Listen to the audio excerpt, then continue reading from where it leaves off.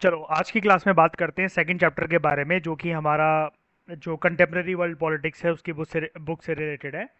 हमने first chapter के अंदर कोल्ड वॉर का पूरा कंटेक्स्ट देख लिया था कि कोल्ड वॉर है किस चीज़ के बारे में। यहाँ पर दो सुपर पावर्स हैं, कौन कौन सी। एक हमने देखा था कि एक तरफ हमारी यूएसए और दूसरी तरफ यूएसएसआर एक सुपर पावर है, ठीक है। और कहानी एक तरीके से यहाँ पर आकर ख़त्म हुई थी कि इन दोनों ने मिलकर वर्ल्ड में जो शेप दी थी वो दी थी बाइपोलैरिटी की शेप, है ना, बाइपोलैरिटी की।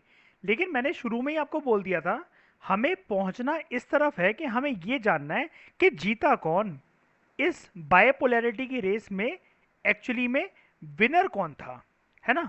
तो उस विनर को अगर हम लोग हमें पता लगाना है तो हमें ये देखना पड़ेगा ना, क्या यूएसए जीता या फिर यूएसए हारा, या फिर यूएसएसआर जीता और यूएसएसआर हारा। अब जीतना हारना कैसे, क्या हम वॉर की कंटेक्स्ट में बात कर रहे हैं जीतना हारना? नहीं जी, कोल्ड वॉर का मतलब ही यही है कि वॉर तो कभी हुई नहीं दोनों के बीच में, डायरेक्ट कन्फ्रंटेशन।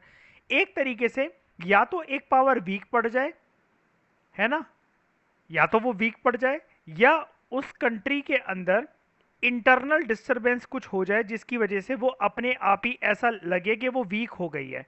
तब हम ये मान लेंगे, इंटरनल डिस्ट्रीब्यूशन नहीं, सॉरी, इंटरनल डिस्टरबेंस हो जाए, ठीक है, समझ आना। इंटरनल डिस्टरबेंस अगर हो जाए, बगावत हो जाए, कुछ हो जाए जिसकी वजह से वो टूट जाए, तब हम मान लेंगे वो कंट्री वीक हो गई है, ठीक है। तो इस चैप्टर के अंदर हम लोग बात करेंगे एंड ऑफ बायपोलैरिटी की, कि बायपोलैरिटी जो शुरू हुआ था कोल्ड वॉर एरा के टाइम पे वो खत्म कैसे हुआ, और जीता कौन और हारा कौन, ठीक है। ये जो फोटो आप बगल में देख रहे हो यहाँ पर, ये वाली जो पिक है, ठीक है, ये मैंने इसके बारे में आपको पहले चैप्टर के अंदर ही एक हिंट दे दी थी, याद होगा आपको, हमने डिस्कस करा था साइड का जो एक कॉलम था, एक दिन जो क्लास हमने लगाई थी, जो टेबल हमने डिस्कस करा था, मैंने आपको बर्लिन वॉल के बारे में बताया था, जो ईस्ट जर्मनी और वेस्ट जर्मनी को अलग करता था, और लोगों ने फिर उसको मिलकर खुद ही तोड़ डाला था। 150 किलोमीटर लंबी ये दीवार थी लगभग, है ना। और उसको लोगों ने खुद ही तोड़ दिया था। जिस दिन ये टूटी थी लोगों के द्वारा, ऐसा माना जाता है कि जो डिस इंटीग्रेशन था यूएसएसआर का, वो शुरू हो गया था। अच्छा, आगे बढ़ने से पहले इस चैप्टर में ना कई बार ये टर्म आएगा डिसइंटीग्रेशन। तो अगर मैं आपको बताऊं साफ सीधे शब्दों में डिसइंटीग्रेशन वर्ड का मतलब क्या होता है, तो देखो, सबसे पहले आप एक वर्ड जानो, इंटीग्रेशन। इंटीग्रेशन मतलब क्या, यूएसएसआर और उसकी जो 15 रिपब्लिक्स थी वो एक तरीके से यूनाइटेड थी ना, तो वो इंटीग्रेटेड थी। जब एक एक करके टूटती चलेगी, जैसे मतलब मान लो कि उससे जर्मनी अलग हो गया, यूक्रेन अलग हो गया, बेलारस अलग हो गया, ठीक है, और क्या कहते हैं, एस्टोनिया अलग हो गया, लैटविया अलग हो गया, लिथुआनिया अलग हो गया, यूगोस्लाविया अलग हो गया। मान लो कोई भी ऐसे रिपब्लिक्स हैं जो कि एक के बाद एक अलग होते चले जा रहे हैं, इसका मतलब वो कंट्री अब इंटीग्रेटेड ना होकर, ये वर्ड में आगे नहीं लगा सकता उसके क्या, कि अब वो डिसइंटीग्रेटेड नहीं हो गई क्या, है ना। कि अब उस 15 रिपब्लिक्स जो हैं वो खिसकते खिसकते 12, 10, 8, 7, 4, 2, एक होते होते एंड में सिर्फ एक ही बचेगा, रशिया। तो हमें एक तरीके से ये तो पता लग गया कि हम इस चैप्टर में पढ़ने के वाले हार किसकी सुनिश्चित है, किसका डन है, हमें तो एडवांस में पता है कि इस चैप्टर में हारेगा तो यूएसएसआर ही, और इमर्ज होकर आएगा वर्ल्ड में अमेरिका। तो अमेरिका जब इकलौता पावर बन जाएगा तो हम क्या कहेंगे, बस नेक्स्ट चैप्टर जो थर्ड चैप्टर होगा ना, हम उसके बारे में यही पढ़ेंगे कि वर्ड बायपोलर से बन गया यूनिपोलर। वर्ड बन गया बायपोलर से दुनिया बन गई यूनिपोलर। ये चीज है इस चैप्टर के अंदर, मैंने आपको पूरा कंटेक्स्ट बता दिया, ठीक है। कोई दिक्कत तो नहीं यहाँ तक, है ना। कोई भी दिक्कत होगी भी तो समझ में आ जाएगा इस चैप्टर के अंदर, कोई टेंशन वाली बात नहीं है, ठीक है। जितने अच्छे से हमने पहले चैप्टर को करा था पूरी बुक ऐसे ही करेंगे। देखो, बर्लिन वॉल, ठीक है। बर्लिन वॉल कोल्ड वॉर जब चरम सीमा पर अपने था उस टाइम पर बिल्ड करी गई थी, और सबसे बड़ा सिंबल था कोल्ड वॉर का, ठीक है। इसको लोगों ने गिरा दिया था, टंबल डाउन कर दिया था 1989 में। तो कशिश क्वेश्चन लिख लो सबसे पहले तो, ठीक है, एक दो तरह के क्वेश्चन लिख लो कि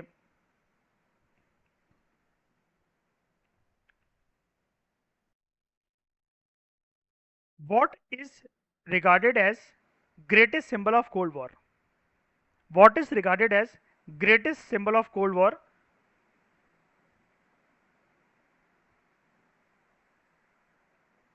इन terms of infrastructure building, in terms of infrastructure building. अब ऐसे तो कोल्ड वॉर के बहुत ग्रेट ग्रेट सिंबल्स हैं, लेकिन मैंने एक हिंट दे दी है इन टर्म्स ऑफ इंफ्रास्ट्रक्चर बिल्डिंग, कि इंफ्रास्ट्रक्चर की टर्म्स में अगर भाषा में बात करें, सबसे ग्रेटेस्ट इंफ्रास्ट्रक्चर क्या था कोल्ड वॉर का, तो आपको लिखना है इसमें बर्लिन वॉल।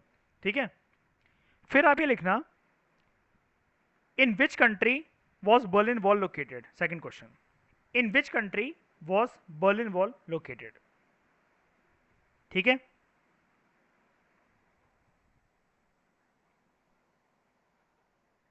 तीसरा question, when did Berlin Wall was toppled down by people? When did Berlin Wall was toppled down by people? तो ये जो ड्रामेटिक इवेंट था, ठीक है, ड्रामेटिक इवेंट मतलब कि एक तरीके से क्या, ये जो पूरा का पूरा जो ड्रामा जो रचा गया कि एक तरीके से एक लंबी चौड़ी दीवार, ठीक है, बर्लिन वॉल जो गिर जाएगी, जिसने अभी तक डिवाइड कर रखा था ईस्ट जर्मनी को और वेस्ट जर्मनी को, तो ये सिंबल बना कैसे, यूएसएसआर के डिसइंटीग्रेशन का। इस बर्लिन वॉल के गिरने से एक ना पूरी की पूरी चेन ऑफ इवेंट से स्टार्ट हो गई, समझना ध्यान से, इसकी वजह से पूरी की पूरी चेन ऑफ इवेंट स्टार्ट हो गई। ये चेन ऑफ इवेंट्स वैसे तो स्टार्ट हुई थी सेकेंड वर्ल्ड वॉर से और कोल्ड वॉर के खत्म होने तक ये तक चली, लेकिन बर्लिन वॉल का कोलैप्स होना, इसका मतलब क्या, ये चेन ऑफ इवेंट्स अगर मैं आपको बताऊं, एक के बाद एक, अभी मैंने आपको ऊपर बता ही दिया है, एक के बाद एक 15 के 15 रिपब्लिक्स जो थे वो डिसइंटीग्रेट होते चले गए। एक बड़ी लार्जर ऑर्गेनाइजेशन थे जिसका नाम था USSR, union Soviet socialist Republic. ठीक है, अब बात करते हैं स्पेसिफिकली जर्मनी की। ठीक है, जर्मनी की है ना ये दीवार, तो यहाँ पर जो मैंने आपको क्वेश्चन दिया था ना कि वेयर इट वाज लोकेटेड, तो आप लिखना it was located in Germany during the Cold war era. ठीक है, जर्मनी जो था, मैं इसकी पूरी कहानी आपको बता चुका हूँ, याद है ना, उन्होंने बांट लिया था दोनों सुपर पावर्स ने, उसके बाद है ना, ये सुपर पावर्स से नाम से ही पता लग रहा है, सुपर पावर्स तो वर्ल्ड की मतलब बहुत अनोखी पावर्स। इन्होंने जर्मनी को, वैसे तो आपको पता ही है, एशिया को बांटा, अफ्रीका को बांटा, लैटिन अमेरिका को बांटा, जर्मनी को अगर हम लोग बात करें सेकेंड वर्ल्ड वॉर के टाइम पे डिवाइड कर दिया गया था। ठीक है, बर्लिन वॉल बनाई गई थी, ये डिवाइडेड था। अगर आपसे कोई पूछे ना, how was Germany divided during the after the second World war, ये क्वेश्चन भी लिख लो कैसे, how was Germany divided after Second World War और ड्यूरिंग कोल्ड वॉर, दोनों तरीके के क्वेश्चन आ सकते हैं। बात तो सेम है ना, बात तो सेम है, टोन टोन टोन क्वेश्चन की सेम हो गई। व्हेन वाज जर्मनी, नहीं, क्या बोला मैंने, अ, हाँ, how was Germany divided after Second World War या during the Cold War, how was Germany divided after Second World War और ड्यूरिंग कोल्ड वॉर। तो आप इसमें सिर्फ सिंपल सी एक एक्सप्लेनेशन लिखोगे, पता है क्या, कि it was divided by the construction of या through the construction of Berlin Wall. ये चीज याद रखना बस आपको, ठीक है, जिसको फिर आप लिखोगे एंड अल्टीमेटली, फिर ये दूसरा अगला क्वेश्चन लिखाओ, how was Germany unified after Cold War, how was Germany unified during और आफ्टर कोल्ड वॉर। कोई भी तरह के क्वेश्चन आ सकता है, डिपेंड के एग्जामिनर क्या सोच रहा है, लेकिन हमें पता है कोल्ड वॉर के टाइम पे ही हो गया था।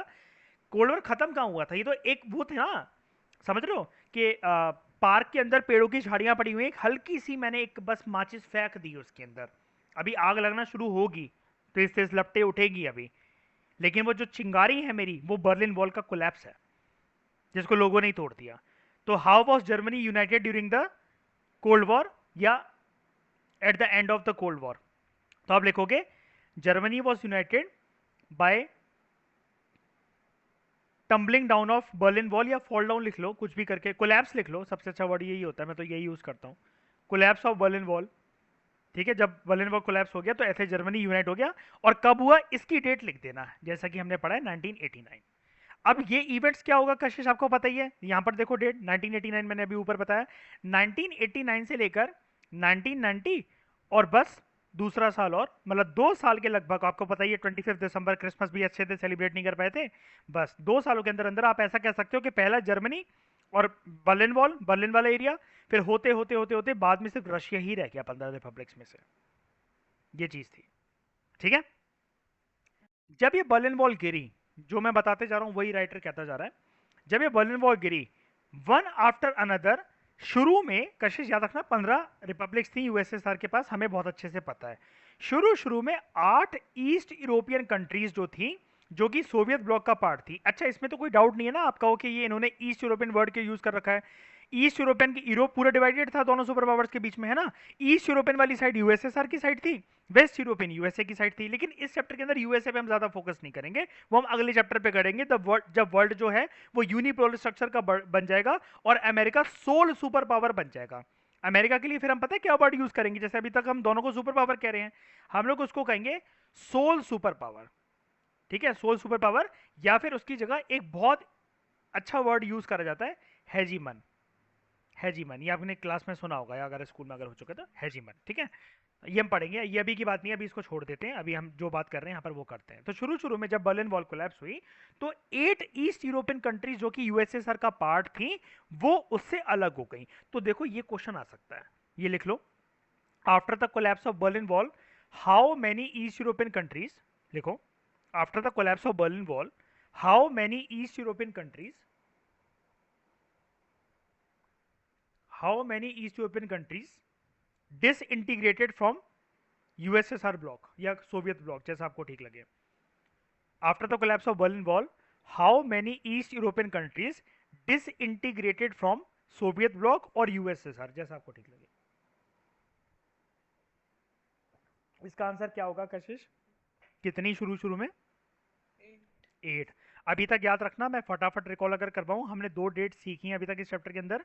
एक तो नंबर्स, मतलब नंबर्स की बात करें, 1989 कोलैप्स हो गया बर्लिन वॉल। हमने एक फैक्ट सीखा कि बर्लिन वॉल जर्मनी के वो जर्मनी का पार्ट था, जर्मनी को डिवाइड करने के लिए, कि ईस्टर्न साइड ईस्ट जर्मनी और वेस्ट जर्मनी डिवाइड करने के लिए।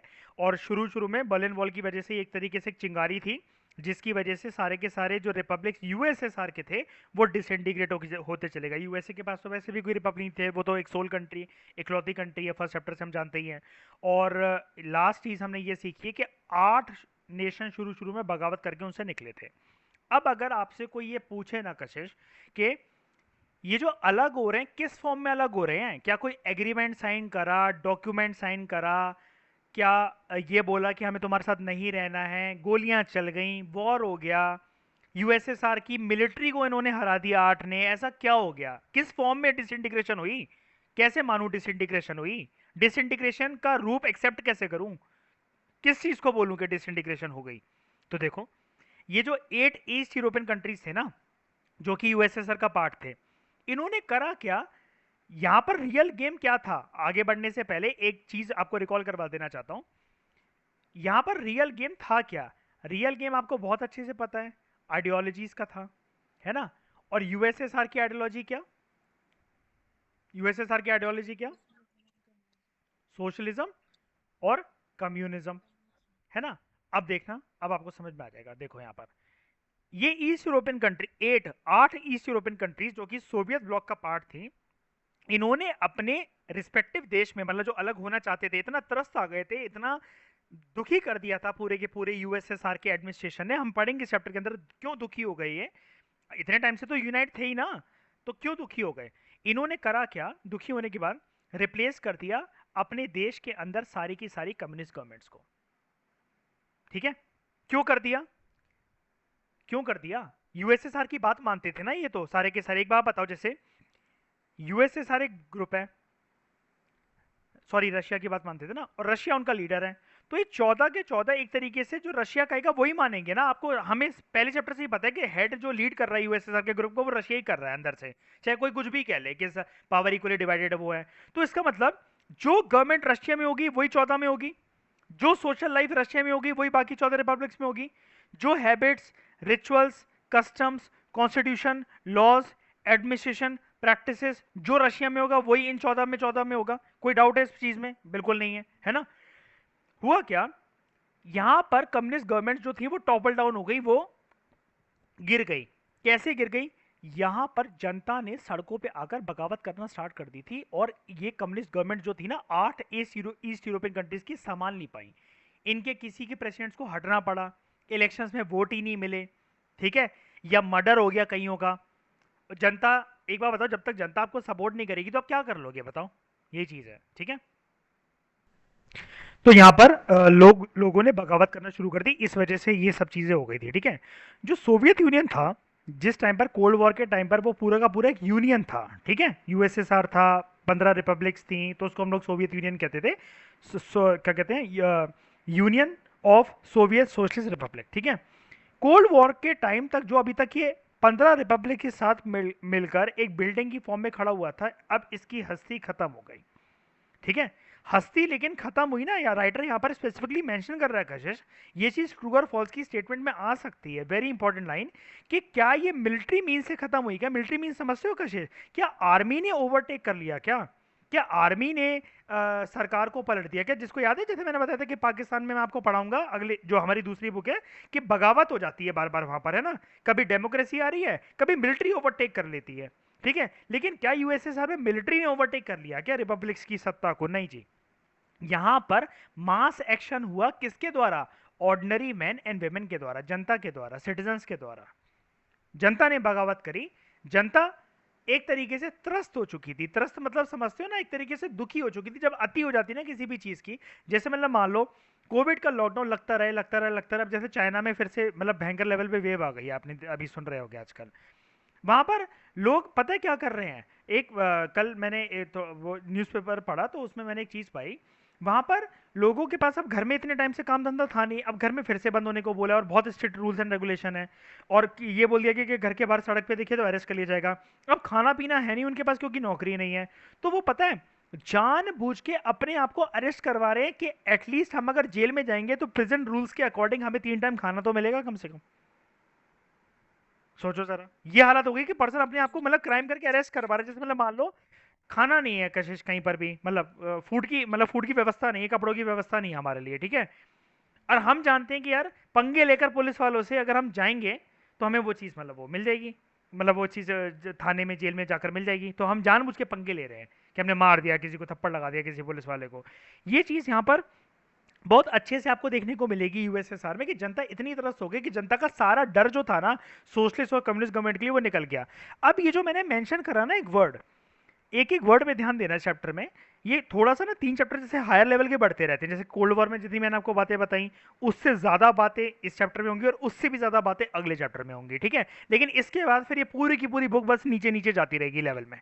उसके बाद 9 चैप्टर तक बिल्कुल लेवल खत्म ही हो जाएगा। लास्ट के 3 चैप्टर तो ऐसे ही हैं कि हम अगर 3 दिन भी बैठे तो 3 दिन के अंदर 3 चैप्टर खत्म, ठीक है। तो हमें मेन मेहनत जो करनी है तो शुरू के 6 चैप्टर तक करनी है, क्योंकि 6 चैप्टर जो है यूएन तक है, बस ये बुक वहीं तक की, इसकी बुक की वहीं तक औकात है, बस मेजर क्वेश्चन वहीं से उठाए जाते हैं, ठीक है। तो इवेंचुअली हुआ क्या, यूएसएसआर हो गया डिसइंटीग्रेट इन सब मास एक्शन के मतलब बदौलत। तो क्या अगर मैं आपसे कशिश पूछूं, क्या सोवियत यूनियन का डिसइंटीग्रेशन शुरू होना या कंप्लीट तरीके से डिसइंटीग्रेट होना, क्या ये मिलिट्री मेथड्स मिलिट्री मींस की वजह से हुआ? जी नहीं, ठीक है। तो इस चैप्टर के अंदर वो यही बोल रहा है कि हम लोग कॉजेज डिस्कस करेंगे। अच्छा, मैंने अभी आपको एक बात बताई थी कि लोग ना दुखी हो गए थे, उनका सारा डर निकल गया था। ये डर था क्या? इस चैप्टर के अंदर आप ना आइडियोलॉजी को समझोगे कशिश बहुत एक बारीक तरीके से, कि सोशलिज्म और कम्युनिज्म ना, जब तक सोशलिज्म हो तब तक तो चलो ठीक है भाई, समझ में आता है। लेकिन जब सोशलिज्म कम्युनिज्म की फॉर्म एक्वायर कर लेता ना कशिश, इतना ज्यादा प्राइवेट लाइफ में आपकी नेशन स्टेट सरकार इंटरफेयर करती है, पीएसआईआर की लैंग्वेज यूज कर रहा हूँ, नेशन स्टेट समझ पा रहे हो आप, है ना। इतना ज्यादा इंटरफेयर करती है सरकार आपकी पर्सनल प्रोफेशनल प्राइवेट लाइफ के अंदर, कि जैसे हम वो पढ़ रहे थे ना पहला जो डिस्कशन के, प्राइवेट और पब्लिक लाइफ के अंदर कोई डिफरेंस नहीं होता एंशियंट ग्रीस और उसमें। लेकिन यहाँ पर मतलब एक तरीके से आप कौन सा रिलीजन फॉलो करोगे ना, इस चैप्टर में बताया जाएगा, वो सरकार डिसाइड करेगी। आप किस भगवान को मानोगे वो सरकार डिसाइड करेगी। आप एथीस्ट होगे कि नहीं होगे वो सरकार डिसाइड करेगी। कौन से फंडामेंटल राइट्स आपको मिलेंगे वो सरकार डिसाइड करेगी।